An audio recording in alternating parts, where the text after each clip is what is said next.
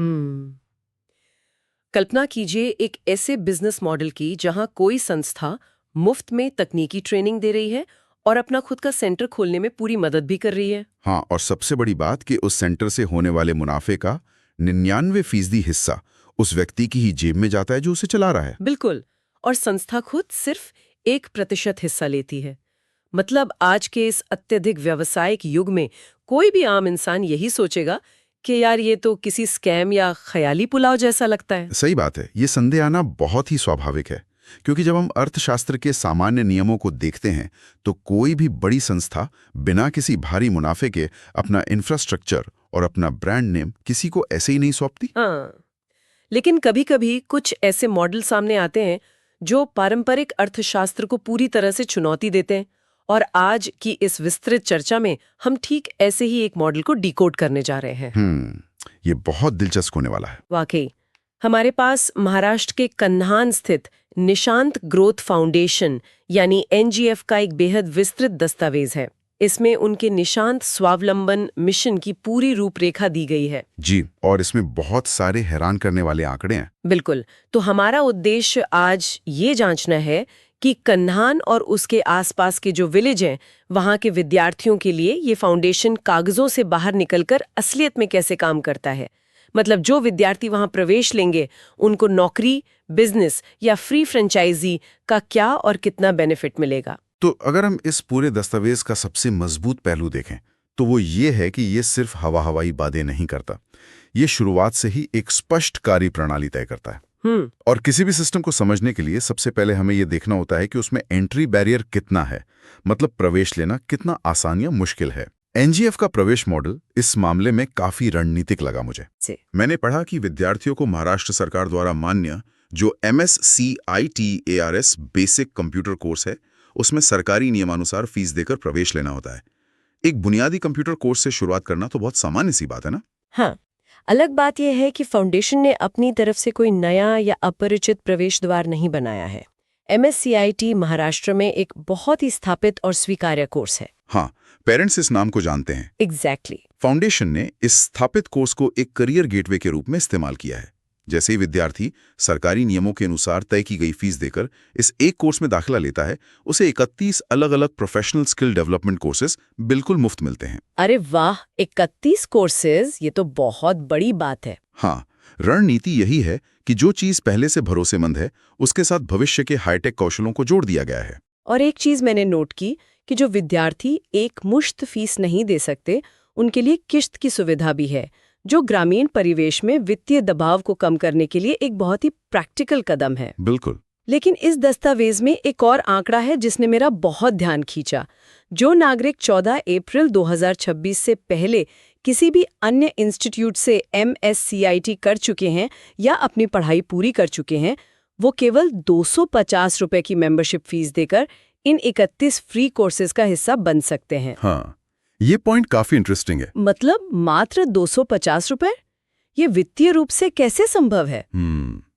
इसे डिजिटल शिक्षा की मार्जिनल कॉस्ट या सीमांत लागत के नजरिए से समझना होगा। अच्छा, वो कैसे? मतलब जब आप एक बार कोई डिजिटल कोर्स या इंफ्रास्ट्रक्चर तैयार कर लेते हैं तो उसमें एक अतिरिक्त विद्यार्थी को जोड़ने की लागत लगभग शून्य होती है। ये जो 250 रुपए हैं, ये यहाँ मुनाफा कमाने के लिए नहीं रखे गए हैं। तो फिर इसका क्या लॉजिक है? सही बात है, फ्री की चीज की लोग कदर नहीं करते। बिल्कुल। फाउंडेशन मुफ्त शिक्षा देकर उसकी कदर कम नहीं होने देना चाहता, लेकिन साथ ही 250 रुपए की रकम इतनी कम है कि ये किसी के लिए भी कोई बड़ी रुकावट नहीं बन सकती। ये एक बहुत ही सटीक विश्लेषण है। ये तो एक मास्टर की तरह काम करता है जो डिजिटल ज्ञान के इतने बड़े महल का दरवाजा खोल देती है। जी, और शिक्षा केवल शॉर्ट टर्म कोर्सेज तक सीमित नहीं है इसमें। दस्तावेज में इनके ट्यूशन मॉडल का भी काफी गहराई से जिक्र है। हाँ, 5वीं कक्षा से लेके पोस्ट ग्रेजुएशन तक की ट्यूशन। और इसमें एक अजीब सी लॉयल्टी योजना है। मैंने पढ़ा कि जो विद्यार्थी 5वीं से ग्रेजुएशन तक लगातार यहाँ से पढ़ते हैं, उन्हें पोस्ट ग्रेजुएशन की कोचिंग बिल्कुल मुफ्त मिलेगी। यह योजना केवल छात्रों को जोड़े रखने की कोई कॉर्पोरेट रणनीति नहीं है। ये शिक्षा के क्षेत्र की एक बहुत बड़ी समस्या का समाधान है, जिसे हम डेटा फ्रैगमेंटेशन या डेटा का टूटना कह सकते हैं। डेटा का टूटना, इसे थोड़ा और विस्तार से समझाइए यार। तो आमतौर पर क्या होता है, एक बच्चा स्कूल में कैसा था ये कॉलेज को नहीं पता होता। कॉलेज में उसकी क्या कमियां थी ये उसे नौकरी देने वाली कंपनी को नहीं पता होता। हाँ, हर जगह एकदम फ्रेश स्टार्ट होता है। बिल्कुल, हर स्तर पर विद्यार्थी का मूल्यांकन नए सिरे से होता है। लेकिन इस एनजीएफ मॉडल में जब एक बच्चा 5वीं कक्षा से उनके साथ जुड़ता है तो फाउंडेशन के पास उस छात्र का 1 दशक से ज्यादा का क्रमिक डेटा होता है। ओह, अब मैं समझ रही हूँ। उन्हें पता होता है कि ये बच्चा 8वीं कक्षा में लॉजिकल रीजनिंग में कैसा था या 12वीं तक आते आते उसकी कम्युनिकेशन स्किल्स कैसे विकसित हुई। इस तरह के माइक्रो लेवल डेटा से फाउंडेशन के लिए उस बच्चे की एकदम सटीक करियर काउंसलिंग करना बहुत आसान हो जाता है। वाकई, तो मतलब पोस्ट ग्रेजुएशन मुफ्त देना उस लंबे समय के डेटा और भरोसे का ही एक इनाम है। एग्जैक्टली। वे सिर्फ पढ़ा नहीं रहे हैं, वे एक लंबी अवधि का प्रोफाइल तैयार कर रहे हैं। तो हमने ये स्थापित कर लिया कि प्रवेश आसान है और उनका नजरिया बहुत दीर्घकालिक है।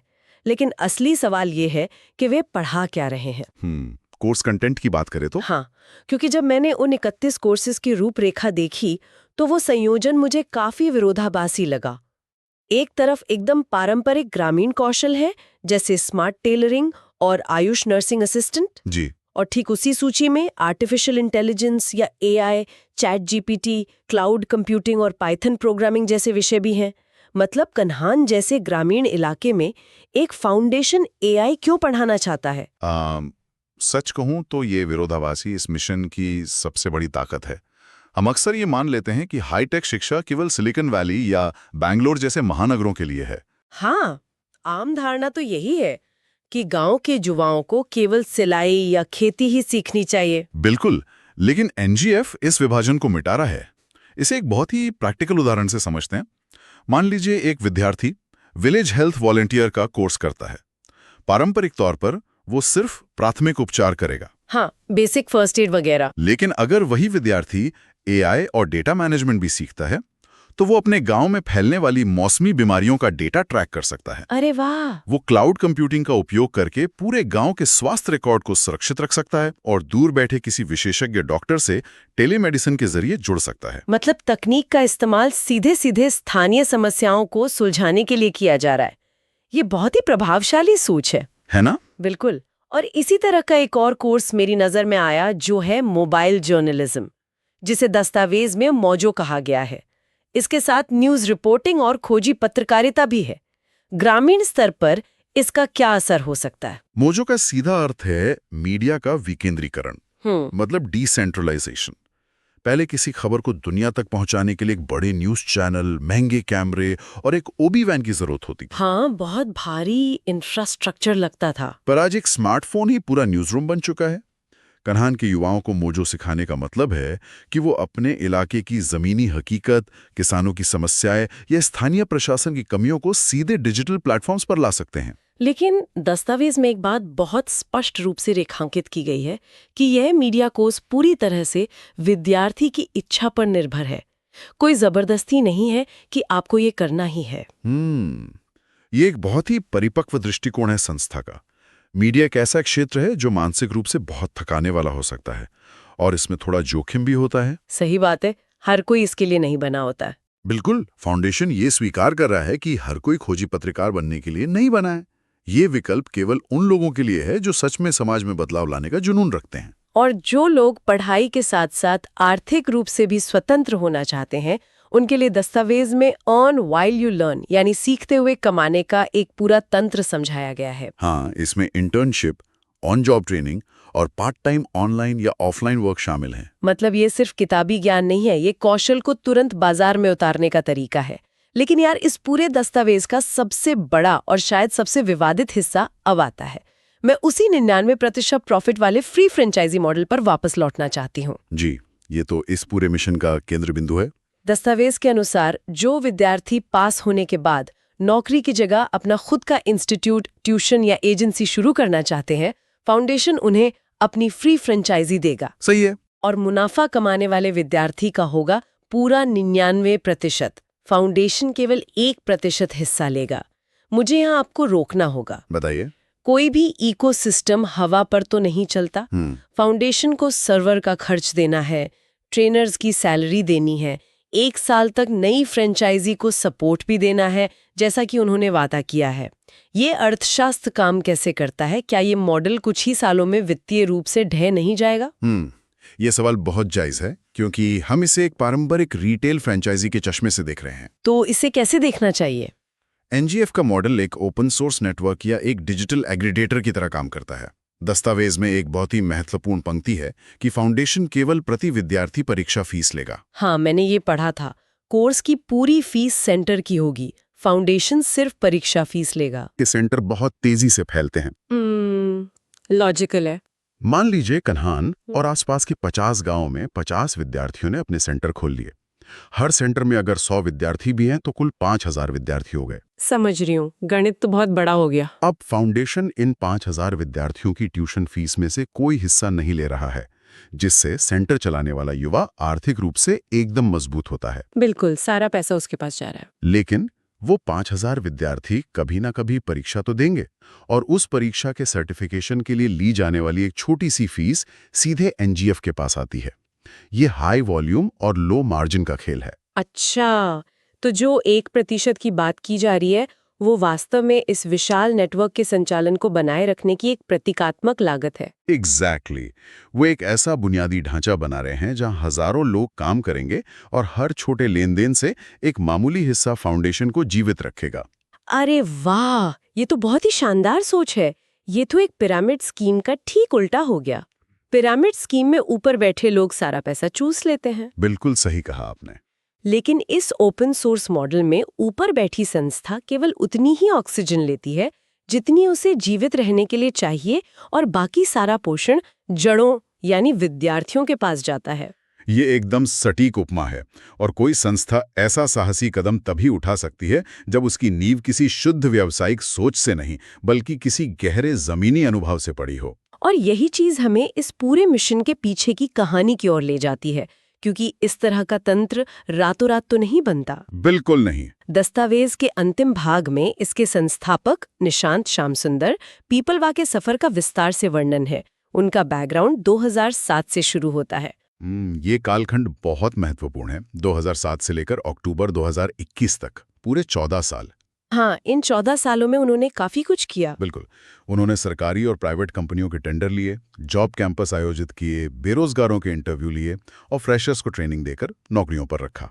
मतलब उन्होंने ग्राउंड रियलिटी को बहुत करीब से देखा है। हाँ, जब कोई व्यक्ति 14 साल तक रोजगार बाजार के दोनों सिरों को देखता है ना, एक तरफ कॉर्पोरेट की जरूरतें और दूसरी तरफ गांव के युवाओं की कमियां, तो उसे ये समझ आ जाता है कि असली समस्या कहाँ है। और दस्तावेज ये भी स्पष्ट रूप से बताता है कि 2021 में उनके साथ एक गंभीर दुर्घटना हुई थी।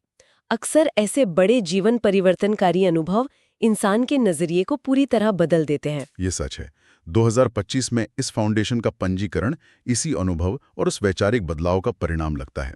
उनका विजन सिर्फ एक लाभकारी कंपनी बनाना नहीं है, बल्कि एक बहुत ही स्पष्ट लक्ष्य है, भारत में बेरोजगारी को खत्म करना। जी। दस्तावेज में लिखी उनकी वो एक पंक्ति मुझे बहुत पसंद आई। पढ़कर काम करके पैसे कमाएंगा, इंडियन तो कोई गरीब नहीं रखेगा इंडिया में। ये बहुत ही सरल लेकिन गहरी बात है। इस पंक्ति का सीधा अर्थ यही है कि शिक्षा को सीधे उत्पादन और आय से जुड़ना होगा। अगर आप सिर्फ पढ़ रहे हैं और कुछ पैदा नहीं कर रहे हैं, तो वो शिक्षा अर्थव्यवस्था पर एक बोझ ही है। सही बात है। उन 14 सालों के जमीनी अनुभव ने उन्हें सिखाया है कि आप सबको नौकरी नहीं दे सकते। आपको ऐसे लीडर्स तैयार करने होंगे जो खुद नौकरियां पैदा करें। इसीलिए ये फ्रेंचाइजी मॉडल इतना महत्वपूर्ण हो जाता है। और ये लीडर्स सिर्फ कंप्यूटर सेंटर नहीं चलाएंगे। दस्तावेज के अंत में उन मेगा प्रोजेक्ट्स की एक पूरी सूची है जो जून 2026 से शुरू होने वाले हैं। हाँ, वो सेक्शन बहुत ही एम्बिशियस है। बिल्कुल, जैसे अन्नदाता समृद्धि योजना, farmer producer company, commercial goat farming project, ग्राम उद्यमिता प्रोत्साहन योजना, हरित समृद्धि योजना और स्वास्थ्य सुरक्षा योजना। आप इन मेगा प्रोजेक्ट्स को गौर से देखिए। ये सभी ग्रामीण अर्थव्यवस्था के मुख्य स्तंभ हैं: कृषि, पशुपालन और स्वास्थ्य। पर यार, मुझे एक बात समझ नहीं आई। एक तकनीकी फाउंडेशन गोट फार्मिंग यानी बकरी पालन या फार्मर प्रोड्यूसर कंपनी में क्यों उतर रहा है? क्या ये अपने मूल काम से भटकना नहीं है? ये भटकना नहीं है, ये डॉट्स को कनेक्ट करना है। इसे एक उदाहरण से समझते हैं, जो आपने अभी कहा, कमर्शियल गोट फार्मिंग प्रोजेक्ट। हाँ, पारंपरिक रूप से गांव में किसान कुछ बकरियां पालता है और उन्हें स्थानीय बाजार में बेच देता है। ये कोई व्यवसाय नहीं है, ये सिर्फ जीवन यापन है। सर्वाइवल है बस। एग्जैक्टली। लेकिन अब सोचिए, एक युवा जिसने एनजीएफ से क्लाउड कंप्यूटिंग और डेटा मैनेजमेंट सीखा है, वो इस प्रोजेक्ट का हिस्सा बनता है। तो वो तकनीकी युवा बकरियों का क्या करेगा? वो डेटा का उपयोग करेगा। वो ट्रैक करेगा कि किस नस्ल की बकरी का विकास सबसे तेजी से हो रहा है, बीमारियों के पैटर्न क्या हैं। अच्छा, कई का असली उपयोग यही तो है। अरे वाह! मतलब 2026 तक जो युवा इन 31 कोर्सेज से प्रशिक्षित होकर निकलेंगे, वही इन ग्रामीण प्रोजेक्ट्स के मैनेजर और एंटरप्रेन्योर बनेंगे? बिल्कुल। ये पूरी तरह से एक स्वनिर्भर इकोसिस्टम तैयार करने की योजना है। अब ये पूरी तस्वीर मेरे सामने एकदम साफ हो गई है। ये सिर्फ एक कंप्यूटर क्लास नहीं है और ना ही ये कोई सामान्य एनजीओ है जो मुफ्त किताबें बांटता फिरता है। जी। ये कन्हान और आसपास के गांवों के लिए एक पूरा इकोनॉमिक ऑपरेटिंग सिस्टम है। बिल्कुल सही कहा। अगर हम इस पूरे दस्तावेज का निष्कर्ष निकालें तो एनजीएफ का निशांत स्वावलंबन मिशन ग्रामीण शिक्षा को रटने की प्रक्रिया से निकालकर सीधे प्रायोगिक अर्थव्यवस्था में बदल रहा है। ये विद्यार्थियों को एक ऐसा सुरक्षित वातावरण दे रहा है जहां वे नवीनतम तकनीक सीख सकते हैं, गलतियां कर सकते हैं और बिना किसी भारी वित्तीय जोखिम के अपना खुद का व्यवसाय खड़ा कर सकते हैं। ये एक बहुत ही सशक्त दृष्टिकोण है। आज के इस विस्तृत चर्चा से ये समझ में आता है कि जब शिक्षा, जमीनी अनुभव और एक विकेंद्रीकृत आर्थिक मॉडल को एक साथ मिलाया जाता है तो परिणाम कितने दूरगामी हो सकते हैं। और ये मॉडल ये भी साबित करता है कि संसाधनों की कमी कभी भी इनोवेशन के आड़े नहीं आती, बशर्ते आपकी नियत और आपकी प्रणाली पारदर्शी हो। बिल्कुल सही। और इसी के साथ हम आज के इस विश्लेषण के अंतिम पड़ाव पर पहुंच गए हैं। इस पूरे दस्तावेज को खंगालने के बाद एक विचार है जो मेरे दिमाग में गहराई से बैठ गया है। वो क्या? हमने हमेशा ये माना है कि तरक्की का रास्ता गांव से शहर की तरफ जाता है। एक होनहार युवा हमेशा किसी महानगर के चमचमाते ऑफिस की तरफ ही देखता है। हाँ, ये तो एक स्थापित धारणा बन चुकी है हमारी। लेकिन जरा इस पर विचार करें। जब कन्हान जैसे इलाके के युवा एआई और डेटा साइंस जैसी भविष्य की तकनीकों से लैस होंगे, जब वे अपने मोबाइल जर्नलिज्म के जरिए अपनी कहानियां खुद दुनिया को सुनाएंगे और जब वे 99% मुनाफे वाले स्वतंत्र नेटवर्क के माध्यम से अपने ही क्षेत्र की कृषि, स्वास्थ्य और लॉजिस्टिक्स को नियंत्रित कर रहे होंगे, वाकई तो क्या महानगरों पर केंद्रित हमारा वो पुराना रोजगार मॉडल पूरी तरह से अप्रासंगिक नहीं हो जाएगा? सोचने वाली बात है। कल्पना की जा सकती है कि अगर ये इकोसिस्टम सफल होता है तो भविष्य का सबसे बड़ा, सबसे क्रांतिकारी टेक या सर्विस स्टार्टअप किसी बड़ी सिलिकॉन वैली या गुरुग्राम की बिल्डिंग से नहीं, बल्कि कन्हान और उसके आसपास के किसी गांव की गलियों से निकल कर आएगा। बिल्कुल संभव है। और तब शायद शहरों के लोगों को ये सीखना पड़ेगा कि असली स्वावलंबन क्या होता है। ये एक ऐसा विचार है जिसे सुनने वालों को अपने साथ लेकर जाना चाहिए और इस पर गहराई से सोचना चाहिए।